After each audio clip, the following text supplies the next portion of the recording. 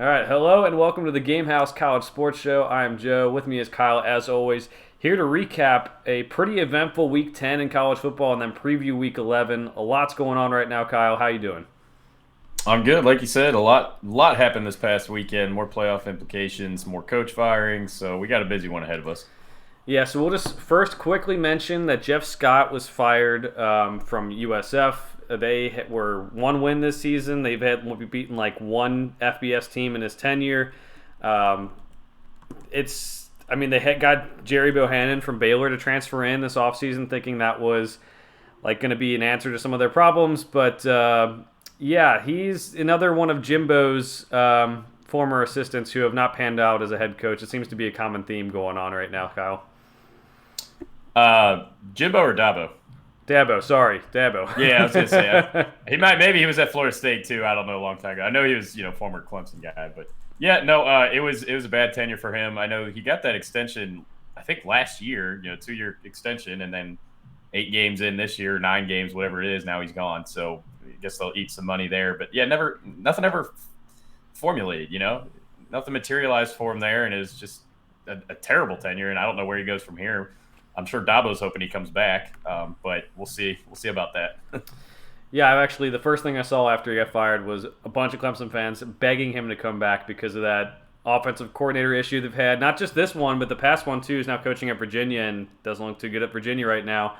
Tony Elliott, Yep. but they're begging for him to come back. Maybe he will. I mean, it's just you got to go be either there. Or I guess you got to go work for Saban like all the other fired head coaches do at this point. So we'll see what he does. We don't really have any coaching candidates for USF. Maybe by the end of the year we'll have some more clarity on that. But just wanted to note that was another coaching firing. There are 9 head coach openings in college football going on right now. So we'll keep everyone updated on that and any potential candidates coming up. As Kyle, we're hearing some rumors swirling already for this stuff. It's not even close to Thanksgiving yet. We're already hearing the rumors. Yeah, a little bit. We'll see on that one. I don't know. All right, well, let's get into the recap of Week 10. Kyle, there was just a lot of good games. The first one that we'll recap was on Friday. It was Washington over Oregon State. Oregon State goes up early. Washington comes back and wins the game after scoring 17 second-half points to win 24-21. This one, again, this is like a Pac-12 game of teams who are kind of in that second or third tier, depending on how you look at it. But for Washington, it's a big win because now they're 4-2 in the Pac-12. They play Oregon this week. We're going to pick that game later, but at least keeps them back on track. And a very, very good season considering what we thought Washington was going to be, and it was not this good.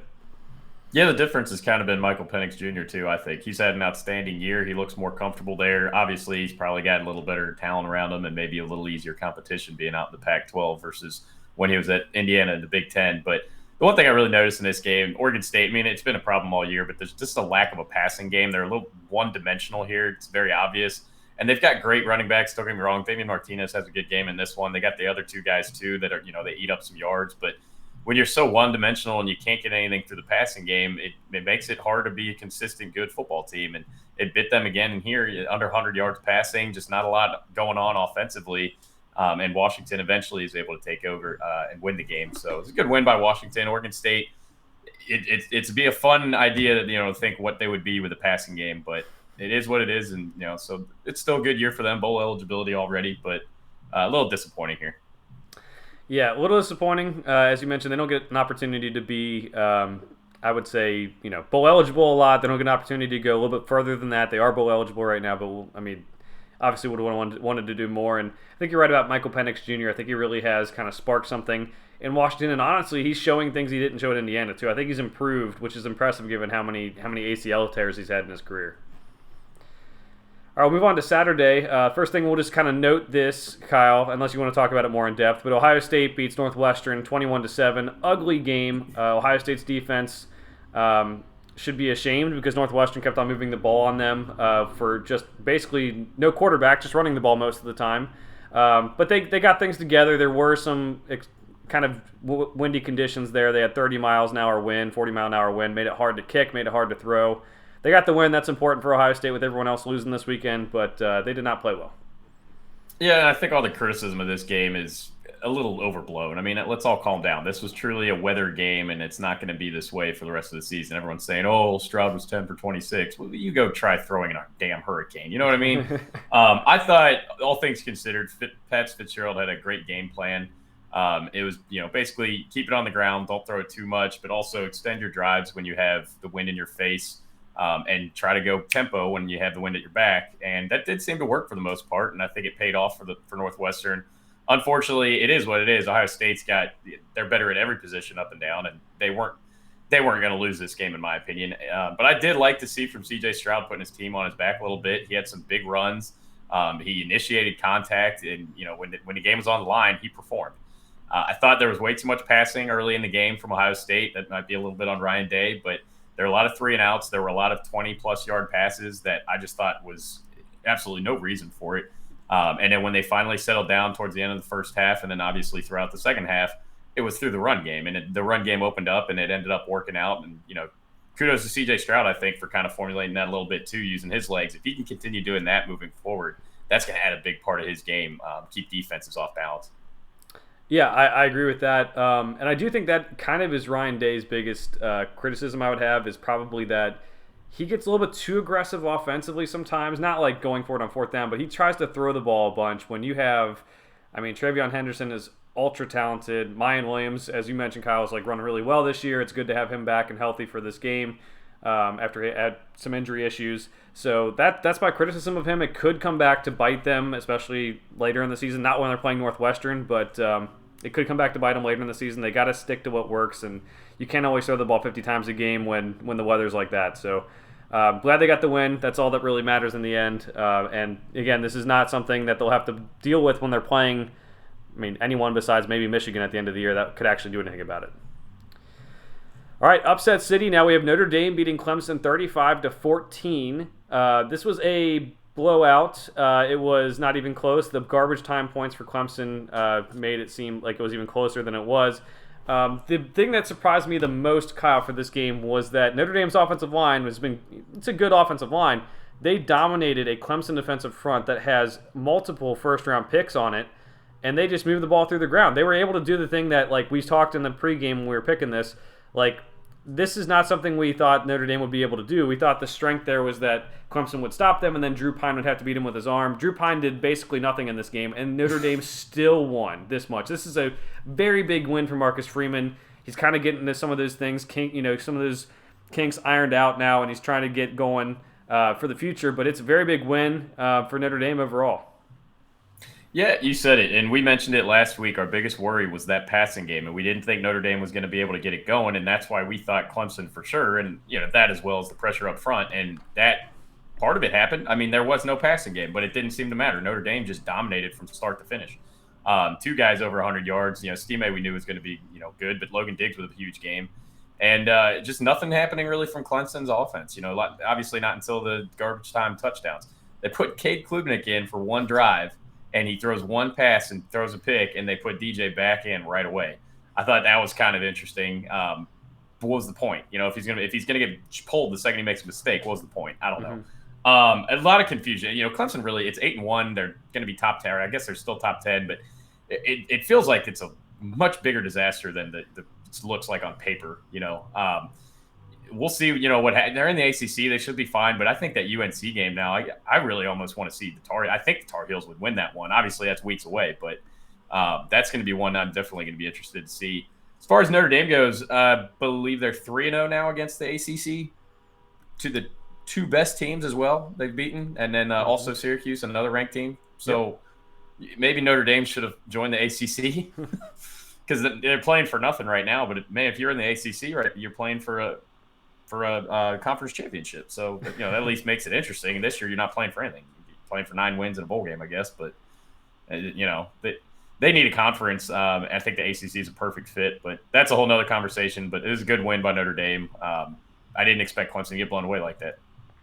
I didn't either. The blowout, I was like, maybe they win. But, blowout is kind of crazy. So, you're right. Notre Dame has been very good against the ACC. And we're hoping, fingers crossed, the ACC sometimes gets weird, but we're hoping for that Clemson-UNC matchup in the ACC championship. North Carolina 5-0, Clemson 6-0 in conference, so it should happen. But they're still, it's just kind of like, I don't know. Clemson kind of gives me some worries now. We get Louisville next week. We're gonna pick that one. UNC's defense still gives me some worries, but I mean, we'll see. That would be a really good game. Just maybe have some playoff implications too if Clemson can somehow find their way back in it, which I don't know. That was a bad performance. All right, Tennessee and Georgia. Georgia wins 27-13. They looked really good. First half, they scored 24 points, up 24-6. The weather gets a little bit bad. No one really scores the second half. Some people are saying Kirby took his foot off the gas, but I don't think he really did. I just think he kind of changed the game plan based on the weather and the fact that he had a lead, and it worked. They won 27-13. They slowed down this offense that has been very heralded in Tennessee. And Georgia's offense in their own right showed that they had some freaks. Whether you're looking at Brock Bowers, McConkey, who's been really, really good for them. Darnell Washington's just literally a freak. So Georgia's got some guys. Stetson Bennett, I know we've talked like preseason, he's a former walk-on. He's playing smart football, and that's exactly what he has to do for this team to reach their ultimate goal, which is to repeat as champs. I was very impressed with Stetson Bennett on Saturday. He made some very big-time throws downfield, and that was pretty cool to see. We thought Georgia wouldn't be able to get pressure as much on Hendon Hooker, with the absence of Nolan Smith and whatnot. And boy, did they ever get pressure. It's like the defense heard everyone saying that all week, and they were in his backfield, in his face all day. And he wasn't able to do anything. And I guess, that's kind of the playbook now in Tennessee is you got to be able to bring pressure and get to the quarterback. I think a lot of it as well, you have a really good secondary there in Georgia, and I think there were a lot of coverage sacks because sometimes he did have time, and they were, saying that Hooker should have thrown it away, blah, blah, blah, he should have rolled out. But a lot of that was, just good coverage by Georgia. I think they had a game plan. They hit it, and they executed it, and it was clearly, the results showed themselves. But I do think he kind of took the foot off the gas a little bit. They go up 21-3. Early on, and then it just felt like they were milking the possessions. No more deep shots. They were, and you can decide what it is and why he did it, but maybe he's trying to make sure, kind of like Northwestern against Nebraska the first game of the year, just let them make mistakes. Don't make any mistakes for them. Make them beat you. That's one theory. Another one is maybe they want to see Tennessee in the playoffs. They wanted to keep it close, don't blow them out, because they run it up against Oregon game one of the year. That didn't seem to bother them. And now this one, it seemed like they were just playing casual, whatever. But yeah, there's a way to beat Tennessee's, vaunted offense, and Georgia kind of gave it to you. And the defense of Tennessee's still not very good. Stetson Bennett is a good quarterback, but they take Brock Bowers out of the game, but Lad McConkey comes in and just runs all over them. So good game by Georgia. It's a good 1 versus 3 there. Absolutely. I think this is one of the ones where you're going to see that, the stars matter here. The recruiting matters. Georgia's guys, like Jalen Carter, absolutely had an impact. You had Keely Ringo have a big interception. Tennessee isn't quite on that level. I mean, Josh Heupel has done a great job so far, but, sometimes the players matter. That's what's going to be the end of it for me. Is just I think those guys are first-round picks, Carter and Ringo, and obviously making impact plays made it really tough for Tennessee. All right, another upset that we didn't necessarily see coming, Kyle. LSU beats Alabama 32-31. This game goes into overtime. Brian Kelly gets the touchdown. He decides to go for 2. I was fully on board with that decision. I know they usually say only do it on the road. But you know what? They're 7-2 this year. They're probably not going to the playoff with the 2 losses. Has never had a 2-loss team go to the playoff, although people are making a case for LSU now. But I think you go for it. You trust your guys, and he did. They got the 2-point conversion. The interesting thing, Kyle, is he has run that same exact 2-point conversion play in these key situations at Notre Dame.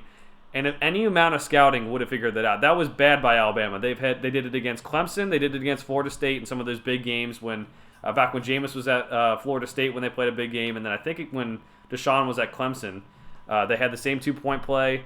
Very easy. Just go to the flat. A little bit of a pick maybe, but it's never call it that late in the game. Besides, I think the Florida State game they actually did. So I think Alabama probably should have stopped the 2-point conversion.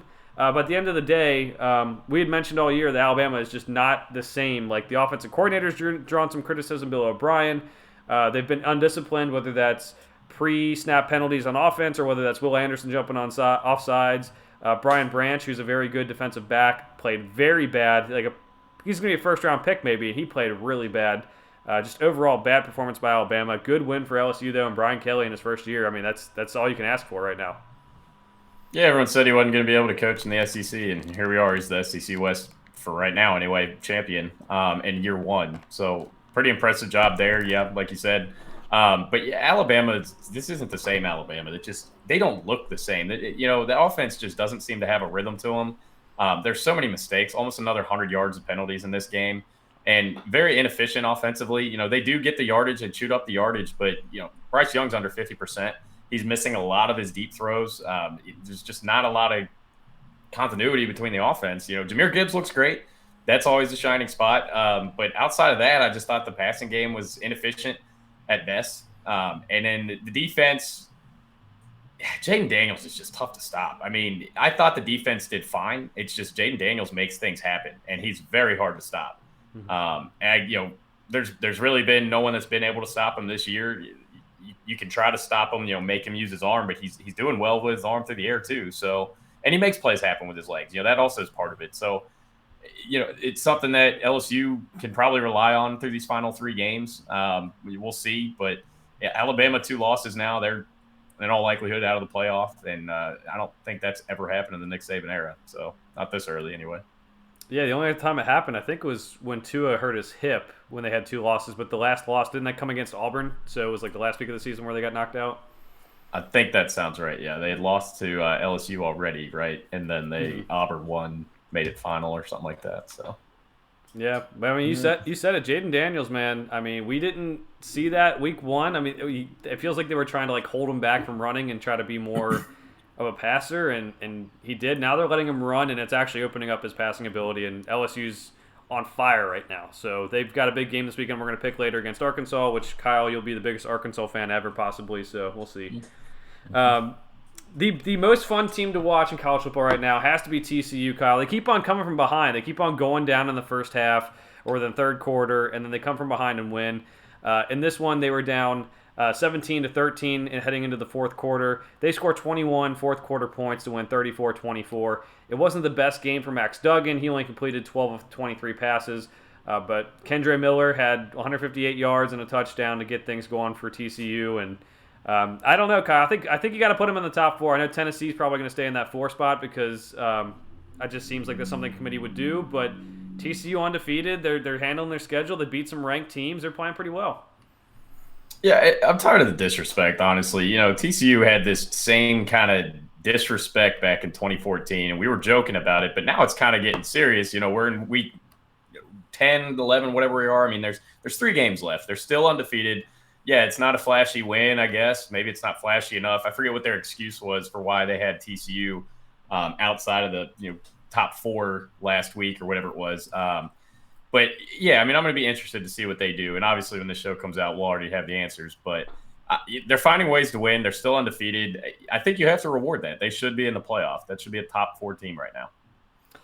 I agree. I think the reasoning was, Kyle, was that they said they wanted a more balanced team offensive and defensively, and that's why what it was. They had Alabama ranked higher. And I'm convinced they didn't watch that. That was a name brand thing. They did not watch Alabama because Alabama has not been that. Like, if you watch the tape, if they're going to be like the football guys who are like, we watch the games, we're going to put the best 4, not the most deserving 4 in. Alabama's not a top 4 team in the country. Can they get it right and get better because it's Nick Saban? Yeah, but not when they ranked them last week. No. Well, why does it matter that they have to be a balanced offensive and defensive team? What does that matter? Who cares? Just put the best team in. I don't understand that at all. And it's also a load of garbage. I mean, come on. Look at Tennessee. You want to see a lopsided team?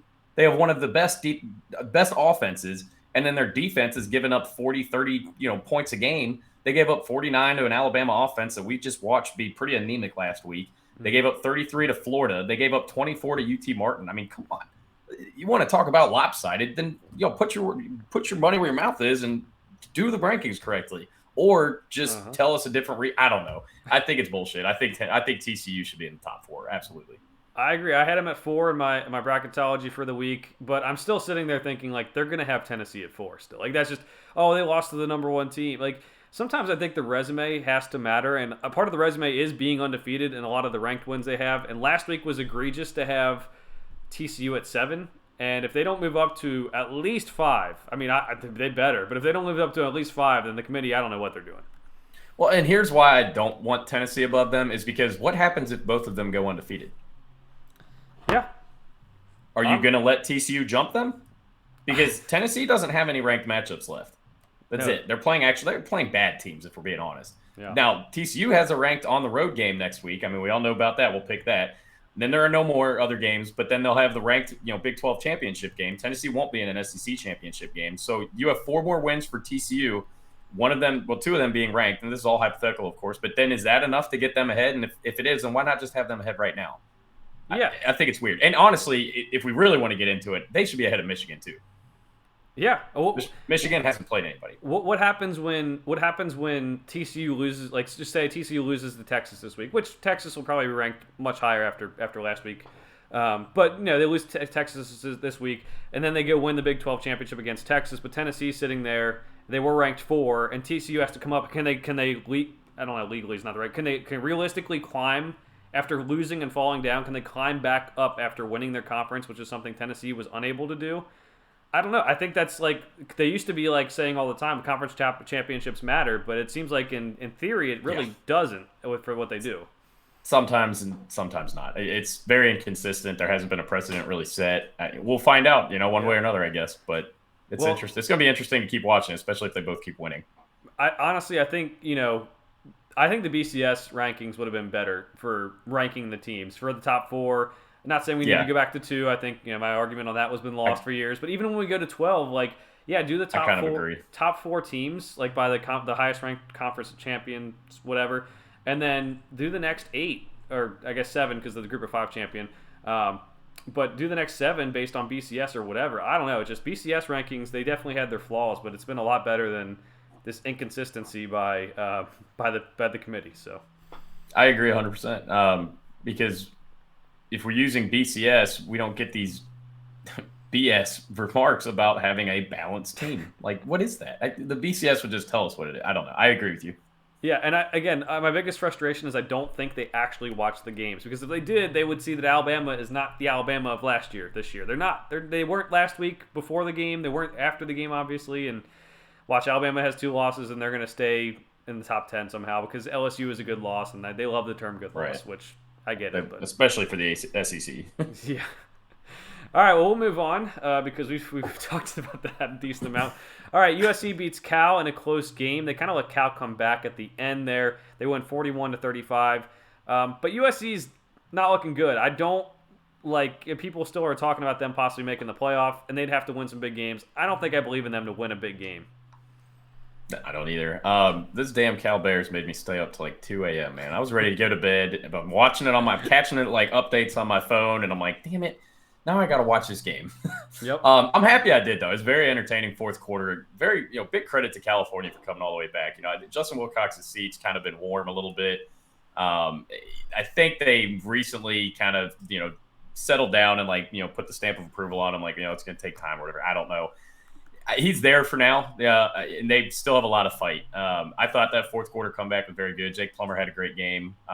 Caleb Williams, still at the top of my Heisman list in the top 2 or 3. I mean, I feel like he's being overlooked. He's playing lights out, just kind of making it look easy. It's the USC defense that is very troublesome. I had Cal covering this easily from the start. USC struggled big time on the road with Arizona the week before. And like you said, I mean, there's just a lot of question marks with this USC team. A lot of close calls. I'm with you. I don't think they're going to be able to win the big games.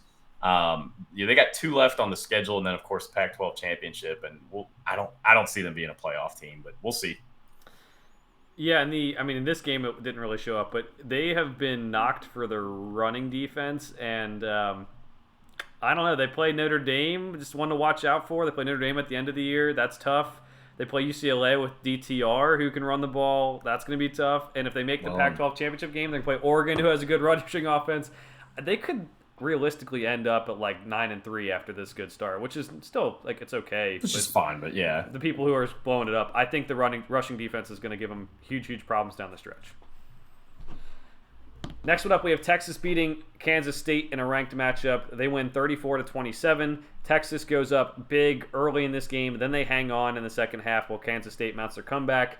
Bijan Robinson has a big day, 209 yards rushing and 1 touchdown on 30 carries. They kind of ride him for a lot of their scoring. This makes the Big 12 conversation a lot more weird now. After TCU, of course, undefeated. But we have a lot of 2-loss teams who are fighting for that spot in the Big 12 championship. We have Texas, we have Baylor, we have Kansas State, who are all 4-2. Kansas went up to 3-3 this week as well, which we'll get to here in a second. But that's the main thing I took away from this game is Texas is now in play to make the Big 12 championship if they can finish this thing out strong. Yeah, they're just eating each other alive in that conference. There's only, like you said, there's only one undefeated team left. There's one top team left, and the rest of them are just kind of middle of the pack. The shine's coming off of Kansas State a little bit. Texas is still Texas, with Quinn Ewers anyway. And they jump out real big here and end up holding on at the end. I thought it was a good showing. Bijan Robinson, like you said, one of the top running backs, if not the top running back. That's going to be a fun one to watch this week. But good showing by Texas, and now I believe they're in the driver's seat. I think they have the tiebreakers. Could be wrong, but either way, they'll show this week, I guess. Yeah, I think they have tiebreakers too. Beat Kansas State, and they beat Baylor already too. I think so. They should be good. But yeah, either way, it's that'll be something interesting. Or no, they have Baylor at the last game of the season. My bad. We're gonna end up having a 3-loss team in the championship game, Big 12. Hey, remember the ACC where Pittsburgh made the championship and it was Kenny Pickett, like not last year, but like years before, and he threw for 8 yards against Clemson. That's what we're gonna have. But well, that at least you have divisions, so that makes more sense how that happens, I guess. But this is just the top 2 teams, and one of them's gonna have 3 losses. I'm telling you. Oh boy, they're gonna love having new teams to join this conference next year. That'll be fun. We'll move on to a conference that does have divisions, and that's why we're talking about this game. Michigan State upsets Illinois 23-15. Michigan State was down some players because of the suspensions due to that tunnel brawl against Michigan, and they still pulled off. So say whatever you want about Mel Tucker, but he gets big wins sometimes, and this was a good win. Illinois, you're trying to win that Big Ten West. This is going to hurt. In terms of that, because it seems like again it's one of those one of those divisions that no one wants to win. And you got to be careful now. We'll talk about that game coming up, but you're in danger of losing the top spot and going to that. I guess it's in Indianapolis this year, I think, but going to the championship game. But for Michigan State, this is one they really, really needed to have. Bowl eligibility is back on the table now. You just need to win 2 of these last 3, and like you said, kudos to Mel Tucker. It has not been an easy year. They lost a lot from last year. It just got that huge extension. So you're looking at a 3-5 team looking like they're about to go 3-6 and a lot of question marks. And he ends up coming up big despite the losses. A lot of those losses, I believe, are from injuries too. It wasn't even all just the brawl. So good play by Michigan State. And I thought Illinois' offense still looked pretty good, especially in a Brett Bielema offense. I thought the passing game, it's a lot of short stuff, but I thought the passing game still looked pretty good. It's just, that defense of Illinois has been so vaunted this year. Didn't do enough, I guess. But we'll see. We'll call that next game against Purdue here in a little bit. But yeah, good win for Michigan State. Yeah, Purdue, then Michigan for Illinois. Something to watch here because I think those Big Ten West standings could be changing. All right, UNC beats Virginia 31-28. We can just kind of gloss past this, Kyle. Drake May, I think, should be getting more love for the Heisman. His stats are up there. He's got the team at 8-1 now, honestly, with a pretty bad defense. But they look like they're going to make the ACC championship. And Virginia, as mentioned, huge step back this year. All right. keep on I got nothing to add. You got that one. All right, Kansas beats Oklahoma State 37-16. Bowl eligibility for Kansas officially. They may have made it with 5 wins, but now they're pretty set. Oklahoma State has to go with backup quarterback Rangel, and he does okay. 304 yards, 2 touchdowns, but it still didn't look that great. Devin Neal, 224 yards for Kansas, 1 touchdown, also 110 receiving yards. That is the player of the week if SMU and Houston doesn't happen with 77 points being scored. But bowl eligibility for the Jayhawks, Kyle. Absolute train wreck for Oklahoma State right now. I mean, they're going to be unranked now, and I think that was my 3rd week in a row taking them, and I got the first one right and the next 2 wrong, and it was this Kansas games that I was concerned about at the beginning. So Good job by Kansas. They jumped back where I didn't think they'd be able to, but they came roaring back. They forced 4 turnovers. It's a sloppy day all day from Oklahoma State. And Jason Bean, very, very efficient. He's throwing it long, he's throwing it well, and he's throwing it at a high percentage. That's good news for Kansas going forward too. And first time they're bowl eligible since what? Like, is it 2008 or 9? I think. Yeah, it is. It is the Orange Bowl, 2008. Yeah, or the year after the Orange Bowl, 2008. 2007 was the Orange Bowl, and then the year after they made a bowl So game. it's the 2008. Okay. So, God, 12, 15 years? Yeah. That is a long drought. Good job for Kansas. I mean, that's good to see. Yeah. All right, well, we'll see what bowl game they go to because they're going to be one of the ones that just one of those bowl games you're going to love watching. It's going to be fun because see a new team in the bowl games and figure it out. Pittsburgh beats Syracuse 19-9. Syracuse has struggled the last couple of weeks. They've definitely fallen off their original start. Pittsburgh gets the win. They're 5-4. They might make a bowl game now, but a very disappointing season for them. Again, not something we really have to go too far into, Kyle. Yeah. All right, then we'll go right on to NC State beating Wake Forest. This one had a little bit more to it. NC State wins 30-21. Their defense has been huge, and this whole season without Devin Leary getting to 7-2 is huge. Sam Hartman had a pretty good game, but at the end of the day, their offense has been not what they should be the last couple of weeks. Last year, remember, they scored like 40-something points a game. And then they scored 21 against NC State, playing against a backup quarterback. They can't get the win. That would have been huge for Wake Forest. Yeah, not a good game by Sam Hartman. Now he's had 2 of those in a row. You got to start wondering if maybe it's in his head a little bit or something, and something's just not right. But not very good there. And then NC State, you kind of just don't know what I'm going to get with them each week. I mean, this was a very good game, like very kind of impressive, dominant performance. They get the touchdown there at the end by Wake Forest, but that's just a good win by NC State.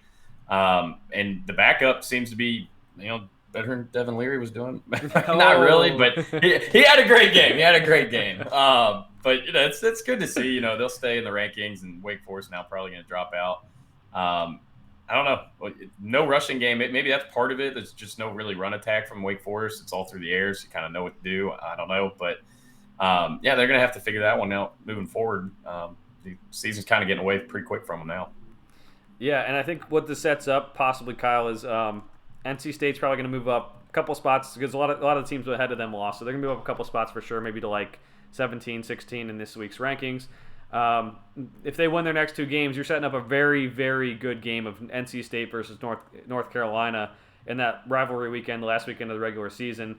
They are in different divisions, so it's not going to be anything for like the ACC championship. It's still going to be Clemson versus likely North Carolina, win or lose. But that sets up a pretty good game. If NC State wins, they could be New Year's Six bowling without Devin Leary, which is not something I thought we'd see. All right, UCF beats Memphis 35-28. We talked about this game because it was kind of close, and also because Tulane was able to win this week too, so they're still in the driver's seat for a New Year's Six bowl. But UCF staying alive there with their win over Memphis.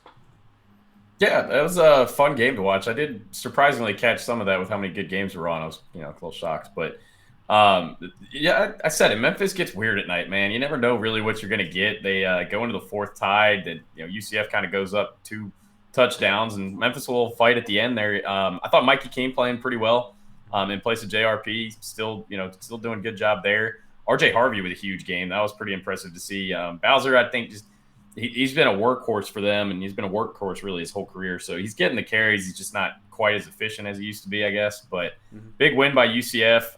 And now, I think next week, right? It's this game we're going to be picking. So that'll be a fun one to see.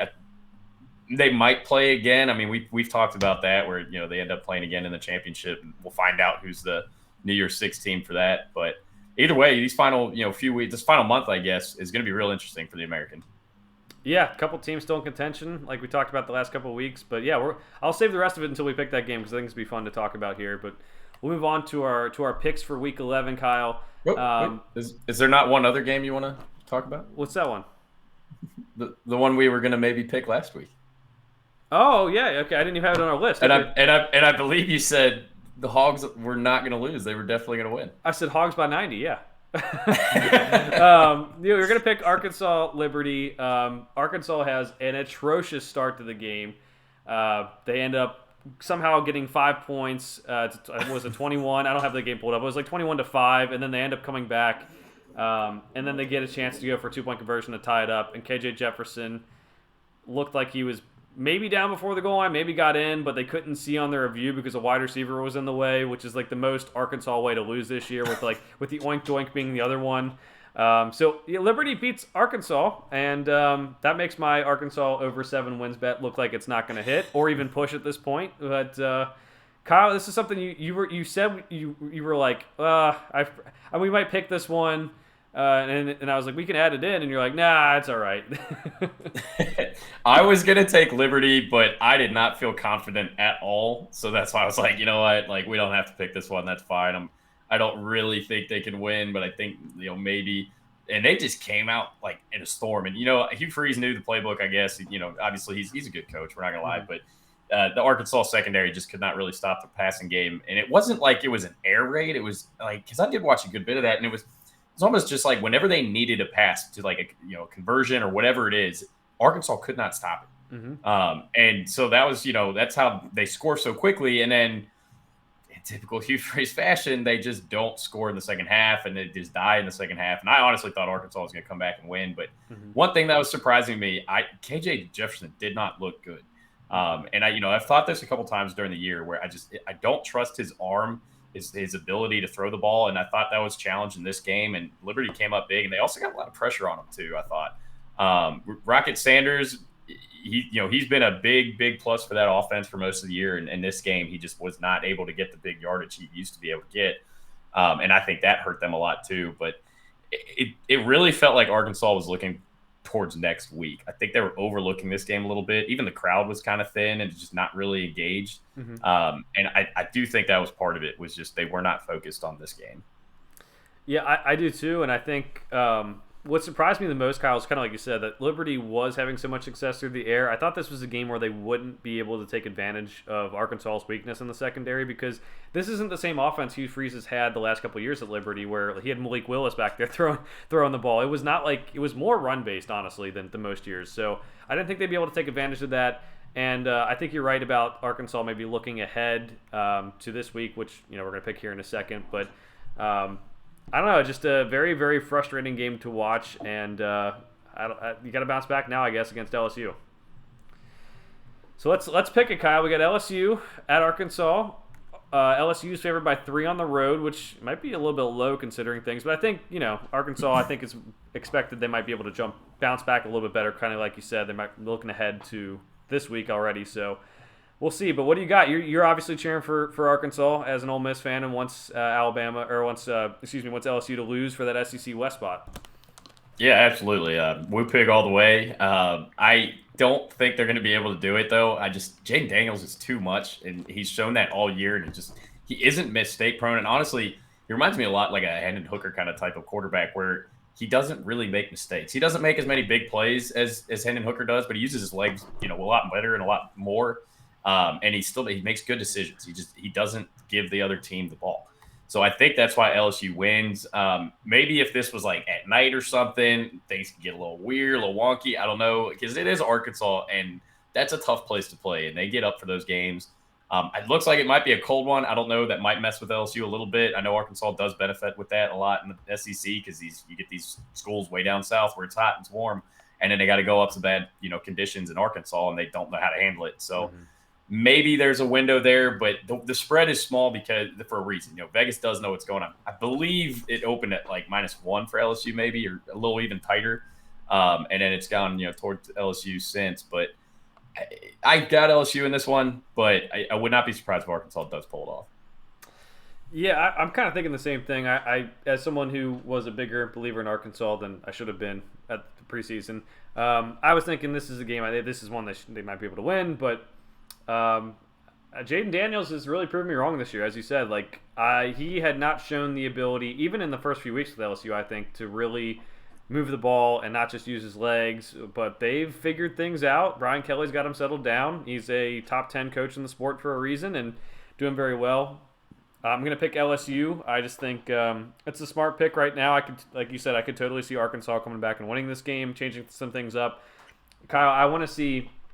If Arkansas is going to win this game, you have to use KJ Jefferson for what he is, and that is a battering ram. They have to do more design quarterback runs. That sometimes they don't always like to do it because they don't want to set him up, but like that is his strength. You have to use him for his strength. So last week in the first half against Liberty, do more of the quarterback runs. Just let him run over people. Make him get 4 or 5 yards of carry. Move the chains. Open things up for Rocket Sanders. That's what you have to do, and that's what's been frustrating for me about Arkansas because I think, even no matter if they put him in or Malik Hornsby, even Malik Hornsby next year, like that's how you're successful at Arkansas. You can still have, the good offensive line. You can still have the identity. You can have Drew Sanders playing well on defense, but you need to have that running option being there if you're going to have these type of guys at quarterback, and I just haven't seen it. So that's what's been frustrating for me about Arkansas. All right, so the Big Ten West we mentioned, we have Purdue at Illinois. The winner of this game would be Illinois would be still in the driver's seat there. Purdue would be tied with Illinois at the top, along with maybe Wisconsin if Wisconsin wins their game too. So it's a lot at stake here.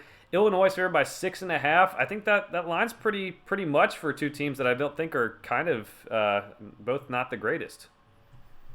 I like the line there, and I'm going with it. I think Illinois does win this game. I think they seal the, they're going to get in the championship game with this win. Yes, they'll lose to Michigan, but that's not going to matter. They're still going to be winning the tiebreaker, even if, unless they lose Northwestern. I don't think that's happening, though. The biggest thing for me is the defense of Illinois is just going to be too much for Purdue. Purdue hasn't been able to put, last week, I know it's Iowa, but like they did nothing on offense against Iowa. And I think Aiden O'Connell's been struggling a lot lately. He's got 5 interceptions over his last 2 games. And I expect that trend to kind of continue a little bit against Illinois. See, I'm going Purdue. I think Purdue's going to be able to pull it off. It's on the road, I know, but the Purdue has a really good passing offense. O'Connell, as you mentioned, is struggling, but they still throw for I think it's 298 yards a game or something like that. I think that can maybe make it a game where Illinois has to throw the ball too. Their identity is running it with Chase Brown, obviously with Brett Bielema being there. But I think Purdue can come in and win this game, and I think it's just typical Big Ten fashion, Big Ten West fashion. It's going to muddle up this Big Ten West so bad that we have to figure out in the last couple of weeks who's going to be going to Indianapolis, because if Purdue wins this game, there's conceivably 4 or 5 teams still in contention with Wisconsin, Illinois, Purdue, Iowa, Minnesota. So I'm going Purdue. I just think it fits the Big Ten of what usually happens in this, which is just chaos. All right, Louisville at Clemson. Clemson favored by 7 points. Clemson coming off that loss to Notre Dame, and Louisville looking a little better than expected this year. Yeah, they're hot right now, too. That's the other thing. Malik Cunningham has one of his best games of the year last week against James Madison, who they were ranked at one time, so it's not an entire pushover and everything. I still think I go with Clemson here. It's it's at Clemson. They're back home after a tough loss. I think they kind of right the ship here. This is another one though where if Louisville does win, it wouldn't surprise me too terribly much, just because the Clemson offense is just all kinds of weird this year. But I do have Clemson in this one. I did too. I did think about taking Louisville, but at the end of the day, it's kind of like you said. They're coming off a loss. They're at home. I think they're going to get the offense figured out a little bit. It's not a lot because I don't think there's much they can do at this point in the season, but a little bit. They'll be able to get the win. I do think, of note, Xavier Thomas, one of their defensive linemen, is out for the year too. He's a really good edge rusher who's going to be one of their draft picks at the end of the season, but he's out for the year, so that makes their defensive line a little bit weaker after getting beat by Notre Dame, and that'll be tough to run around and chase Malik Cunningham, but I still think Clemson wins. All right, next one up we have Alabama at Ole Miss. Kyle, this is obviously a lot of interest to you. Alabama favored by 12 on the road. Seemed a little bit much to me, but I wouldn't want to play Nick Saban after a loss either. I almost went to this game. I think if game day was going to be there, we were going to go, and then Alabama went and messed it all up. So thanks, Nick Saban. No, I've got Alabama in this one. I'm not ready to take Ole Miss yet. The defense does not make me believe they're going to be able to stop Jahmyr Gibbs. And Bryce Young, for that matter. I just think Bryce Young, being a mobile quarterback, Ole Miss has struggled against that this year a little bit. Jaden Daniels, everyone, he's doing that to everybody, but they were real bad against him. He could do whatever he wanted, and I think Bryce Young is going to kind of have the same leeway there a little bit. If you tell me Ole Miss wins, it wouldn't surprise me. It's not quite like the Arkansas LSU game or the Louisville Clemson one where I'm a little more on the fence there. This one I feel kind of confident Alabama wins. They come back, just like you said, Alabama after a loss comes back storming back pretty strong. And I just don't know if it ends up being a shootout like that, if Ole Miss's offense can do it, because it's very run oriented. So we'll see. But I've got Alabama in this one. I have Alabama as well. I did kind of think like if this was not a Nick Saban coach team, I would probably go with Ole Miss. Like with most teams, if you like most teams that were elite, like if you get your second loss, the kids I think are gonna start checking out a little bit. I don't think they're gonna check out with Nick Saban as their coach. I will say I think Ole Miss beats the spread. I think it's a decently close game. I've seen a bunch of Alabama fans on the Twitterverse and everything saying that like go bet your life savings on Ole Miss plus 12. So I actually agree with them on that because they're in the same boat where they think the sky is falling and that the world's ending because their team has 2 losses. But I think that they're on board. It's going to be a close game, but I think Alabama ends up winning in the end. I think it's the first time since 2003 Ole Miss has had a better record than Alabama in the game. Wow. That's back in Alabama's dark days, too. Unless maybe it was like one's 3-0, one's 4-0, but I don't really count that. Yeah, that's a count. All right, Iowa State at Oklahoma State. Oklahoma State 6-3, dropped a couple in a row. Iowa State looking to get out of that basement in the Big 12. They have one Big 12 win, and they are actually favored on the road. I guess that's probably because of Oklahoma State's quarterback issues right now. Yeah, and I think that's probably why I'm going to go with Iowa State. Iowa State's been right there in all of these games, with the exception, I guess, of Oklahoma, but even that was just a 2-score game. But they were right there against Baylor, Kansas State, Texas. Every single game, no matter if it was on the road or at home, they're losing by 1 possession. And I just think they finally break through against West Virginia last week in pretty impressive fashion. That was a nice win there. And I think that continues against Oklahoma State. Oklahoma State's spiraling a little bit. They're losing to teams they had never lost to, too. That's the thing. I think I've got the Cyclones in this one. I'll stick with Oklahoma State. I've been like with you. Like I think I picked against them twice, and then I picked them last week, and then they lost. It's been whatever. But I think they'll figure it out. Iowa State, you're right. They've been right there with every game. I think this is kind of how they're designed. So I do think it's a 1-possession game. But I think the talent level at Oklahoma State is just a little bit better. And Hunter Deckers is like a good, objectively good quarterback, but it always feels like there's one play he makes that doesn't like cost him the game like all the time, but sometimes it does, and that's just I don't know. I think he's got to go out there and keep on winning games before I can really trust him. All right, 3:30 Eastern Time. UCF at Tulane. UCF 7-2. Tulane's 8-1. We mentioned this is going to be big for New Year's 6 implications. Tulane's favored by 2, and Kyle, I know Ole Miss Alabama is a big game, but this is where game day should have gone, man. Tulane's biggest game in history, man. You have no complaint from me. I would have 100% been going to Tulane for this game. Once Alabama lost, that one sets that off, and you go to this game. I'm sorry. Texas has already had it now this year, and now they're going to go back again for a kind of game. I mean, this is where it should have been. Mm-hmm. I like Tulane in this one. UCF's good too. If you tell me they win, I wouldn't be surprised. There's a reason that's a tiny spread, but I like Tulane in this one. I like Tyjae Spears. He's very good last year. He's doing great this year, but also love their quarterback play. Michael Pratt, he was kind of thrown into a mess last year, but he's looking really good this year. And I've talked to some friends over at Tulane, and they love this guy. I think he's going to be able to get him there. Yeah, I'm going to Tulane as well. I think Willie Fritz has to be in the discussion for Coach of the Year. Just getting Tulane to this point, and it's not like like sometimes you get some of these American teams and like they haven't played anyone. I mean, they beat Kansas State. They've already beat Houston. They beat Memphis. I mean, they've. It's not like the easiest schedule in the world. It's not the toughest either, grant you. But the thing I'm most impressed with them, Kyle, is their defense. They have a really good defense this year that is allowing 16.9 points per game. Pretty good when you take into account the AAC is a very, very offensive league. And I think they've done really good hitting the transfer portal, getting some guys in there that can make an impact. So I'm going to go Tulane because of their defense in this one. And UCF has the quarterback injury right now. Mikey Keene's playing well, but I'll stick with UCF. Tulane. I have no idea what I'm saying. Tulane. One of the teams. One of the teams will win. Next game up, we have Washington at Oregon. As mentioned earlier, Washington 4-2 in the Pac-12, 7-2 overall, kind of staying alive there. But they would need to win this game and get some help. Oregon 8-1, haven't lost since that big Georgia game in Week 1, and looking pretty good. Yeah, and I know I just sang their praises and everything, but I do think Washington is just a touch overrated. They had that big win against Michigan State that vaunted them into the top 25, and that was not the correct way. I mean, Michigan State was bad, so they haven't been good on the road this year either. That's where their 2 losses have come from. They nearly lose to California too, who's a cellar dweller, and so you're going to Oregon here. I don't think they really have a chance in this one. Bo Nix has been playing out of his mind as well. I just think Oregon's too much. Same here. Same reasonings too. I never thought Bo Nix Heisman candidate would be words we put together, but that's where we're at right now. He's played so well. Oregon's going to win this one. More talented team, and they're at home. Kyle, I didn't have this one on my text to you earlier about games we'd pick, but this is another one for Big 12 purposes I think we should pick. Kansas State at Baylor. Kansas State's going to move down the rankings. They were ranked 13th last week. Both teams 4-2 in the Big 12. Baylor favored by 2.5 at home after a rough start to the season. Yeah, they've kind of been on a nice little streak here. I want to go with Kansas State. I'm not ready to jump the ship on that yet. Run game travels. Deuce Vaughn's great. I just think the Baylor's not going to have the defense quite ready for that. And Adrian Martinez was back too, wasn't he? Yes, he was. So I think that's another big part that adds some legs to your pass offense as well. So I've got Kansas State on the road. I just can't quit Kansas State, man. I won't. Chris Kleiman's awesome. Deuce Vaughn's awesome. Adrian Martinez is playing a lot better. So I'm going Kansas State. It's cool Baylor's bounced back and played a little bit better, but I do think they're going to be like a 7-8 win team, and they're going to go to a bowl game and be happy, but it's not going to be like last year.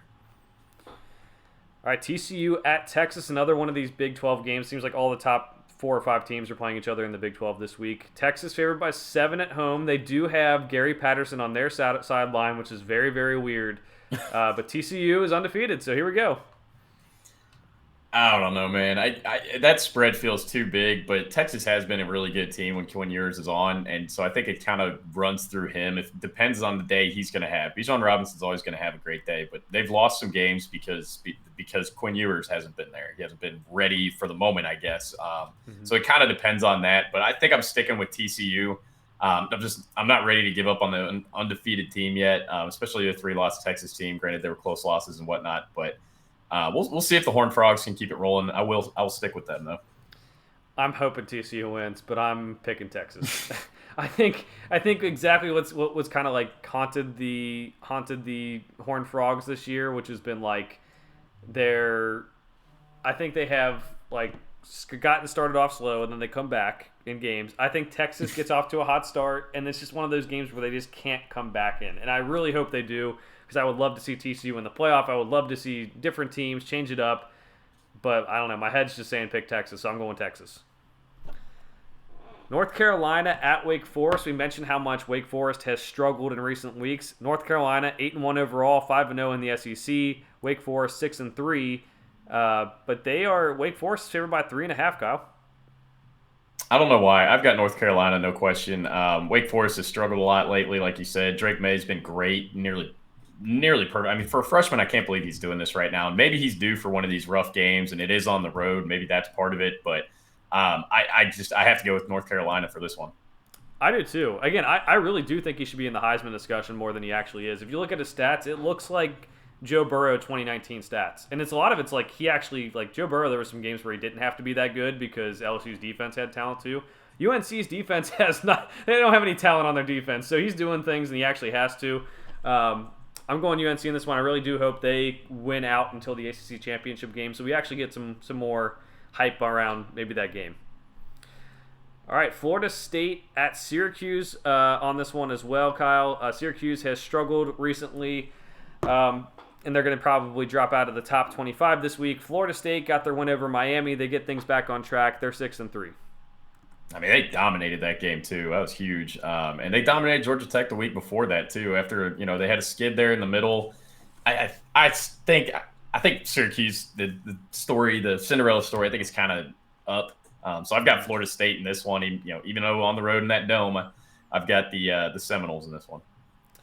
Yeah, I do too. I have Florida State winning. I think they're much better than last year. And you're right, they hit that tough stretch in the middle. They played Wake Forest, Clemson, Wake Forest, and NC State and Clemson in a row. The 3 projected toughest teams in the ACC, all in their division too, which makes it tough. If those are your only losses, I think there might be a chance that Florida State wins out, goes 9-3. Their toughest game would probably be Florida in the last game of the season, the rivalry game. But they could be 9-3 and looking at a really good season for Mike Norvell, which is not something we saw. So very, very happy for him. Really, I mean, again, Florida State being somewhat better is good for college football, so I'm glad. Boo. I like all the historical teams to be good with like a throw in. Like I disagree. Oh wow. I like throwing in. I like the old historical teams being good, so we get the historical matchups. But I like throwing in like I want TCU to make the playoff. I'm not gonna lie. I want TCU to be undefeated. I want them to make the playoff, and I want their offense to just go nuts on Georgia or someone. Just be fun. All right, that's our picks for the week, Kyle. Any final thoughts? All right, so we don't need to do the whole top four because we know who our top three is. Who's your fourth team? TCU. You do think it is TCU? They don't put Tennessee there? No, I think Tennessee's going to be put there, but I have TCU. I respect. Oh, okay. I respect the undefeated record more. I think if you look at how many teams they beat, they don't have a loss on the record. Like they beat all these teams in the Big 12 already that are ranked. I'd say TCU should be 4. I think Tennessee is going to be 4 because if they're going to say that Tennessee's resume was good enough to be number 1, which I would have agreed with based on the wins they had, this loss they're just going to say, like I said earlier, oh, it's a quality loss. It's okay. It's fine. Yeah. And then I just don't think that leaves much room for them to move down because, like you said, they don't play anyone else this year. They're not making the championship game now because Georgia's in, so they're going to win 3 easy games. They're going to be sitting there playing patty cake, but I don't know. Who do you have? For the show, probably, yeah. I think I agree with you. I think the show probably goes Tennessee. I mean, I don't know. That'd be weird. 2 conferences. I don't know if maybe it would help their ratings to have a Big 12 team in there, and we'll see. I don't know. I'm 50-50 on what I think they should do, but what I think it should be, I'm saying with you. I think it should be TCU. Yeah, and I'd hear your argument too to have TCU over Michigan because I think that's fair too. So maybe they move TCU all the way up to 3 so they don't get that they don't move them up or they don't have Ohio State versus Michigan 2 versus 3 because they like to separate conferences. But I don't know. I don't know what they're going to do. It always baffles me when it comes out totally different than what I expect. And that's the other thing you kind of hit on it is that they had them at 7 last week, so they got to really jump. And I don't know if they're going to be able to jump that much. But then I got one more for you. Okay. Does Mora and UConn get bowl eligibility this week? I think they do. I'm taking it. You think it happens? They're a double-digit underdog. Why not? Why not? They've come out of every single thing and every single expectation's been blown out of the water. I don't know. What do you think? I think it happens next week. I don't think it's this week. No, for real, I picked Liberty in that game, but okay. But I don't know. Again, UConn being this good is just not something I ever thought would happen, especially this fast. But I do think it's a hell of a job, man. I didn't think it would be this fast either. Yeah, I mean he's independent football team. I mean, I think they're gonna. I don't even know. Next week's gonna be tough too. I mean, you got Army with the triple option, 1 week to prepare. Yeah, I mean, they've only won 1 on the road. I guess they've really only played 2 road games. Or no, Utah State in there too. So they've played like 3. I'm not counting Michigan and NC State because I mean, what are you supposed to do there? I don't know. They're good at home. I think that does help. I think that plays a part. That's a good point though. It's a good game to watch out for this weekend. Just in the background, seeing how they're doing, see if they get bowl eligible and. If not next week too. I mean, like I said, Army's good. They have some good players too. One of their guys is going to go first round of the NFL draft, which is nothing. You don't say that about Army very often, but no. Here we are. Yeah. My final thought was actually college football playoff related as well, at least the rankings as well, Kyle. If they rank LSU above TCU, then I will riot. I will. I don't care. LSU's been good. They're gonna do it. I was thinking about it, and I'm like, okay, well they're 10 and they beat 6, so they're gonna say whatever. Alabama's gonna move down to 7, whatever it is, and I will lose it. I really. If a 2-loss LSU team gets in, I will also lose it. Just because, come on, that's the 2-loss team you put in. That one, come on. I know. Well, I would hate it if they jump ahead of TCU, who's undefeated. If they put a 2-loss team against. Any 2-loss team over a 1-loss team that's Power 5, I think that's a travesty as well. But I'm just sitting there looking at my screen when I'm ranking these teams on Sunday morning or Saturday night, and I'm like, these MFers are going to put LSU over TCU. For some reason, that's just what I thought. All right, that's my final thought for the week. My time to remind everyone to like, subscribe on YouTube, wherever you're getting your podcast. Make sure to tune in next week as we recap this week, preview the next week. We're getting into the thicket of the college football playoff discussion, and also we're going to soon have college basketball talk, but it's still very early. We don't it's November. No one's really paying attention to it because college basketball in itself didn't really do anything to have a ceremony around the start of the season anyway. So we'll get into that later, but it's been fun for college football. For now, thanks for listening. We'll see you guys next week.